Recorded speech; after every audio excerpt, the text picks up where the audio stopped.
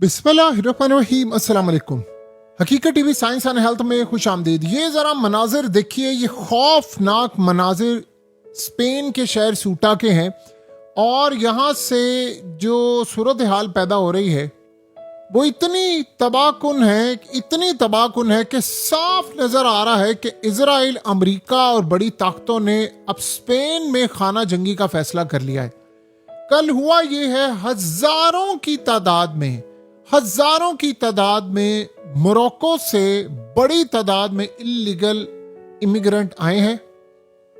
ये आप समझ लें स्पेन की तारीख का सबसे भयानक मामला है और इस वक्त स्पेन के कई शहरों में इमरजेंसी नाफिज हो चुकी है।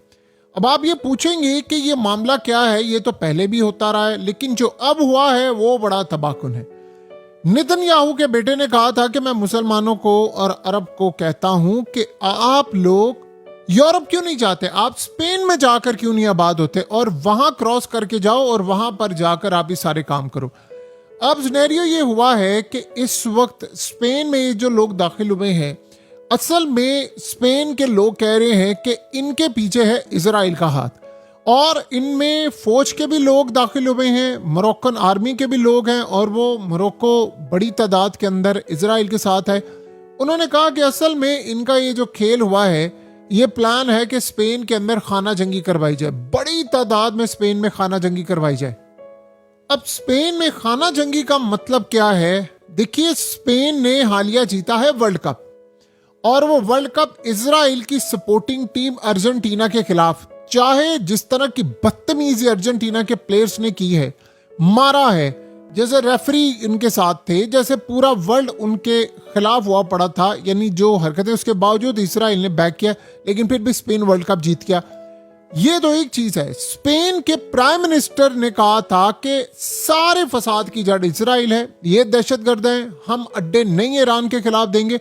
और उसने जिस तरह गजा के लिए खड़े हुए उनके एम्बेसडर को निकाल दिया और कहा कि इजराइल पर पाबंदियां लगनी चाहिए, और कहा कि अगर नेतन्याहू यहां आया मैं उसको गिरफ्तार करूंगा, छोड़ूंगा नहीं। जिस तरह की बहादुरी दिखाई स्पेन के प्राइम मिनिस्टर ने, शायद दुनिया के अंदर कोई दिखा सकता हो, यूरोप के अंदर या दीगर इवन के मुस्लिम कंट्रीज में भी कोई इस लेवल पर नहीं बोला जिस तरह उस बंदे ने। और नेतन्याहू ने कहा था हम हिसाब किताब बराबर करेंगे, और नेतन्याहू के बेटे ने ये जो बात की। अब हुआ ये है कि यूरोप के कई ममालिक ने स्पेन से लोगों को वहां पर एंट्री का दाखिला मना कर दिया है। उनको ये पता चला है कि ये यहाँ पर आए हैं खाना जंगी के लिए, और इनको भेजा गया है कि स्पेन के अंदर खाना जंगी करो। असल में स्पेन के जो प्राइम मिनिस्टर ने, उसने कहा था कि 5 लाख लोग जो इलीगल है उनको हम डॉक्यूमेंट देकर यहाँ पर रखेंगे। मोरक्को का बॉर्डर इनके साथ लगता है।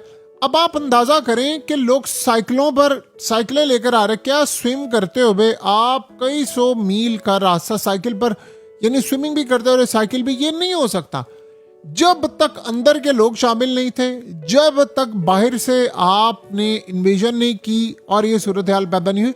इस वक्त हालत ये हो चुकी है कि बड़ी तादाद में ये खाना जंगी की सूरत हाल इस वक्त पैदा ये कर रहे हैं। नेतन्याहू और उसका बेटा काफी अरसे से कह रहा था कि स्पेन के शहर सूटा में चले जाएं, मुस्लिम ममालिक जाएं, मुस्लिम जाएं और वहां पर जाकर कब्जा कर लें।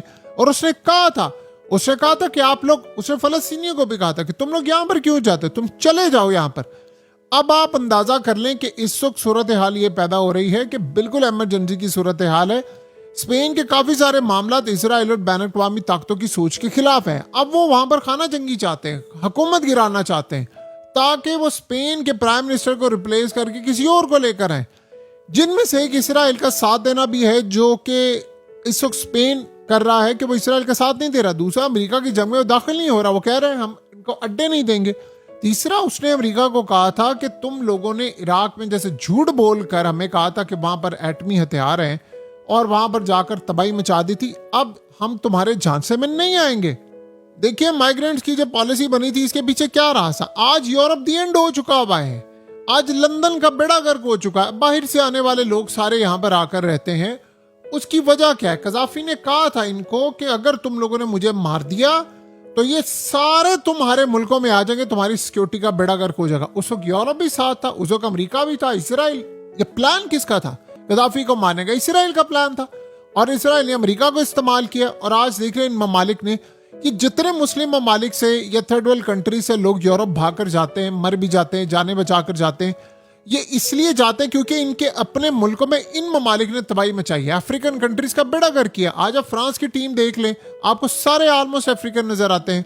आज आप देख लें स्पेन की टीम के अंदर लामिन यामाल, ये सारे कौन है? ये बाहर से आने वाले लोग हैं, इनके पेरेंट्स आए थे क्योंकि इनके ममालिक में बेड़ा गर्क किया है। अब सबसे बड़ी बात यह है कि इनके कल्चर को अपने साथ रखकर ये तब्दील करना एक अलग चीज है। यूरोप के अंदर असल में आवाजें उठ रही हैं इसराइल के खिलाफ, और स्पेन के प्राइम मिनिस्टर की वजह से उठ रही हैं। वो यूरोप को कह रहा है कि इसके खिलाफ जाओ, हमें इसके खिलाफ काम करना है। ये जो आज नेटो शामिल नहीं हो पा रही ट्रंप के साथ, उसके पीछे स्पेन के प्राइम मिनिस्टर का बहुत बड़ा हाथ है। तो स्पेन को इन्होंने नहीं छोड़ना था।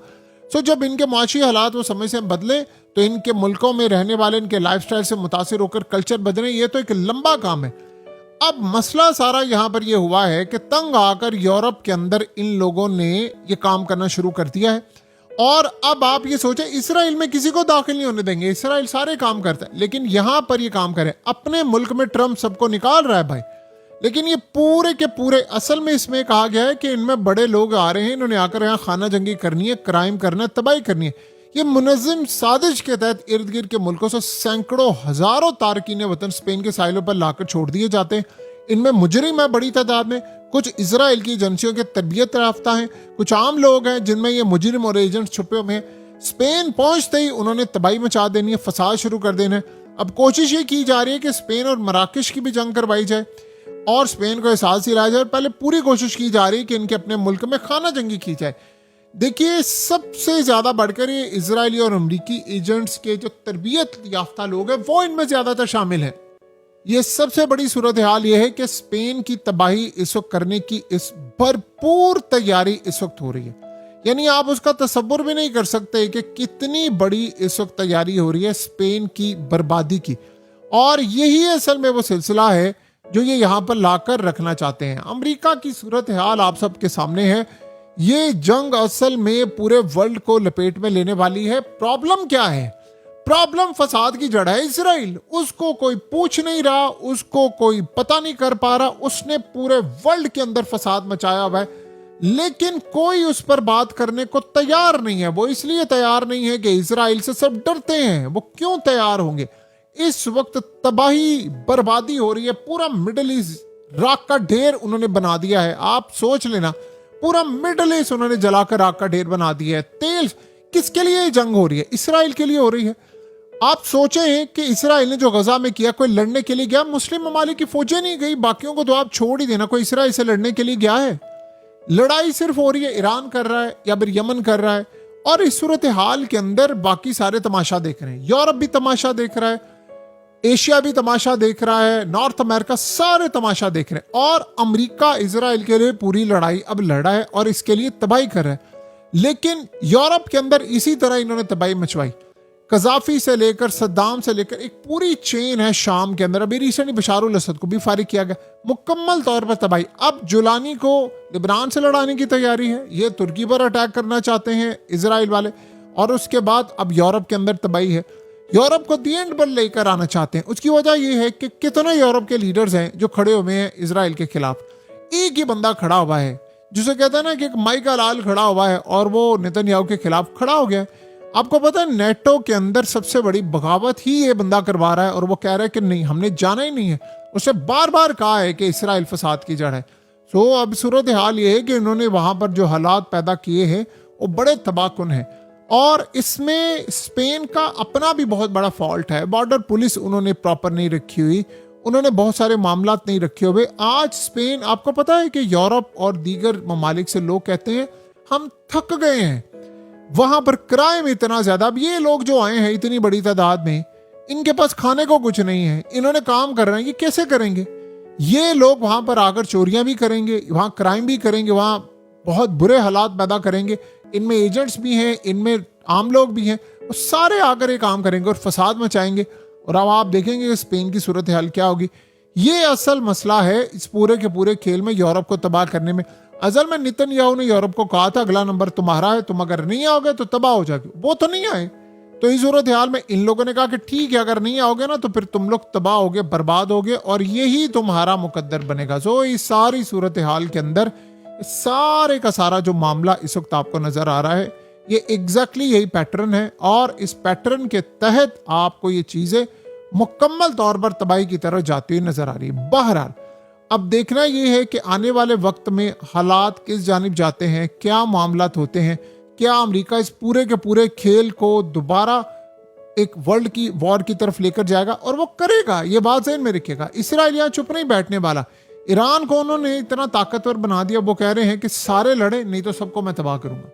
हकीकत टीवी साइंस एंड हेल्थ की इस वीडियो के नीचे कमेंट जरूर कीजिए, अपनी राय का इजहार जरूर करें और इस वीडियो को हर जगह शेयर करते हुए चैनल को सब्सक्राइब जरूर करें।